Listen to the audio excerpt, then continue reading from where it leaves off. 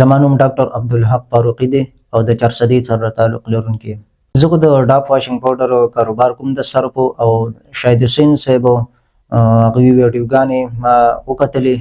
لومړی ویډیو چې ما د هغوی وکتله نو ډېر ښکلې طریقې سره د هغوی هغه بزنس ټاکس او یا دنیا پاکستان کې هر ځای کې چې د هغوی دفترونه آفیس وو ما د هغوی ویزټ وکړو. پېښور کې کوم دفتر و د هغوی ویزټ ما وکړو.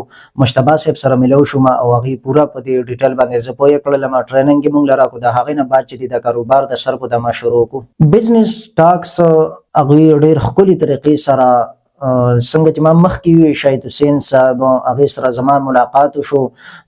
ما بزنس ټاکس او پېښور کې چې کوم آفیس دی د دوی نو هغوی له زه ورغلم. هغوی راله ټریننګ راکړو د واشنګ پاوډر حوالې سره.